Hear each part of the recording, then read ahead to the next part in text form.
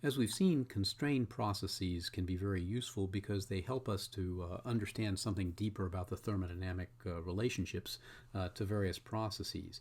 A particular process that we have not talked about yet, but which is also very important, is something called an adiabatic process. Now, the definition for an adiabatic process is basically that there is no incremental change in heat exchanging between system and surroundings. And I would also say that these processes typically are reversible processes. So this is a theoretical construct to get us from one state to another.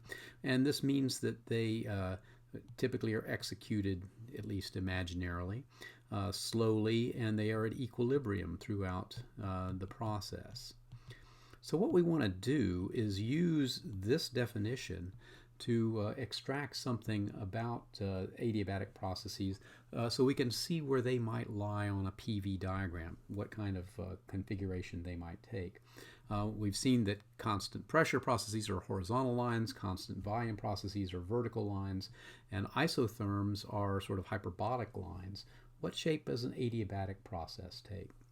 All right, so in order to do this, let me move to a little bit of mathematics. So if we have dq plus del w equal to the incremental change in our internal energy, and we also can write dw as minus p dv, that means that we can write this del q as equal to du plus p dv.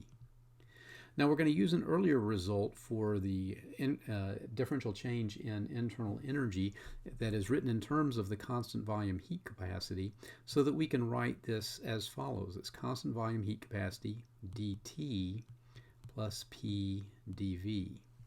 Now this is all equal to 0, all right, in an adiabatic process. So what that means is that if I were to isolate dw in this, the incremental dw, it would be equal to either minus p dv or it's equal to cv dt. These both are definitions for the incremental change in work for an adiabatic process, and it's only going to be true for an adiabatic process. All right, so what does this tell us? What can we learn from this? Well, if these things are equal to one another, we can rearrange these things a little bit and end up getting some relationships between the various physical properties in an adiabatic process. All right, so how would this work? Well, first of all, we're going to note that P in ideal gas can be written as RT over V.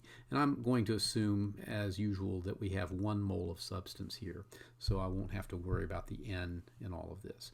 So what this means in effect is that we have RT over V times dV, and I got to put a negative sign in front of that, is equal to CV dt. Now again, I want to clarify something, and that is that this CV, while it generally is a function of temperature, we're going to assume that it is constant for the purposes of this particular derivation. All right, now if I've got this kind of relationship between them, I can divide both sides by temperature. And when I divide both sides by temperature, it will give me a new relationship that looks like this. Minus R dV V is equal to CV dt over T. Now what I want to do is I want to presume that we're going from state 1 to state 2 in some adiabatic process. So that means I would have to integrate this from V1 to V2, and that would correspond to a change on this side from a T1 to a T2. So one thing I want you to note from this is that this particular constraint that leads to adiabatic processes does allow volume to change, it does allow temperature to change, and it does allow pressure to change. So all of those things can change during an adiabatic process, but only 2 of them are independent because they're linked together by the equation of state. All right, well this is a reasonably easy integral to evaluate. It's essentially the same integral on both sides.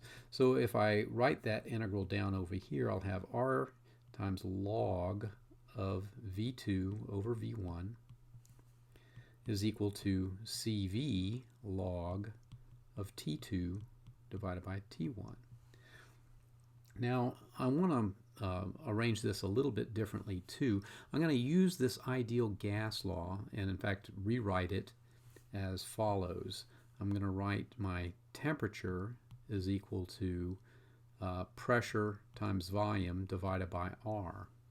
So now if I have a ratio like T2 to T1, that's going to be P2V2 over R divided by P1V1 over R. And the R's are going to cancel, so I'll just have P2V2 over P1V1. So now when I rewrite this right-hand side, it'll be CV log of P2V2 times P1V1.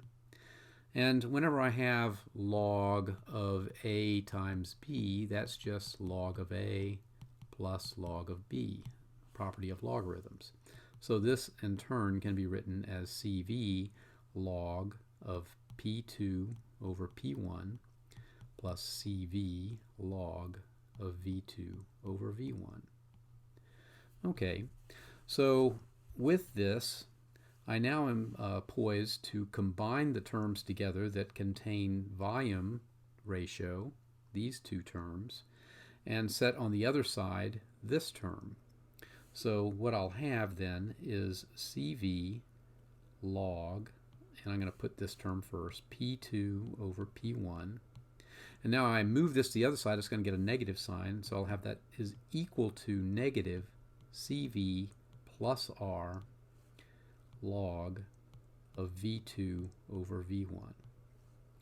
Now I'll use another property of logs that basically says that if I have log of 1 over A, that's equal to negative log of A. So if I have negative out here, I can turn this into a positive log by just inverting the numerator and denominator. So I'll have V1 over V2. Okay, now I'm very close to the finish line here. What I want to do is divide both sides by CV, and so I'll end up with something that looks like log of P2 over P1 is equal to CV plus R over CV times log of V1 over V2.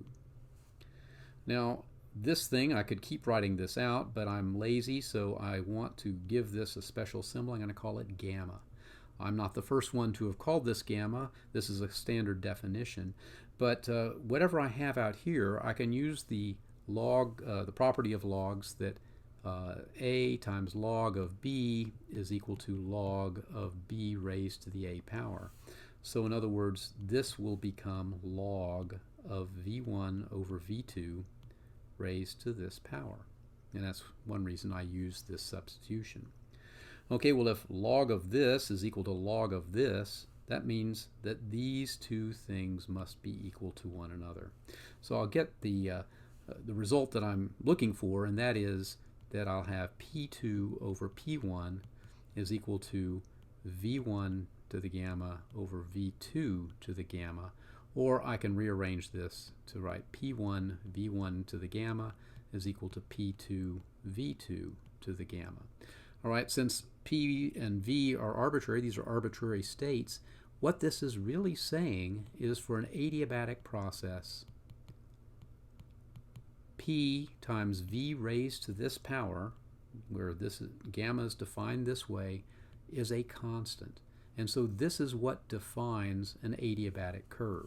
Now let me go to the next slide so that we can see sort of what this might look like. I'm going to move this down. All right, so I'll rewrite this again. P times V raised to the gamma is equal to a constant. And I'll remind you that the gamma is defined as 1 plus CV, that was 1 plus R over CV.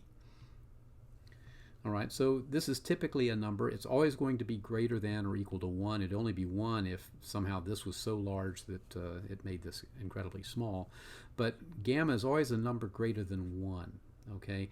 So when we compare this with isotherms, remember that PV equals constant was the definition of an isotherm. So now if I draw on a PV diagram, okay, I might have a series of isotherms that would look like this.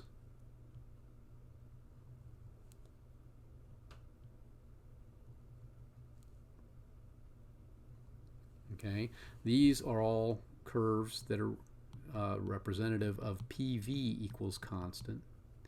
But now when I have an adiabat, and I'll draw these in red, I've got PV gamma is constant, and these are going to be steeper curves because gamma is greater than 1. So now these curves will all come down like this.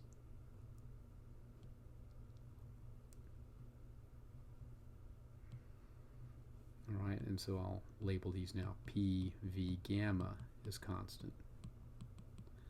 So you can begin to see how an adiabat contrasts with an isotherm. And that's right, I did call this an adiabat. That is the common terminology for curves where this PV gamma is equal to a constant. And these other curves where the temperature is constant are called isotherms. And we'll see these in some of the problems that are given in this particular lesson.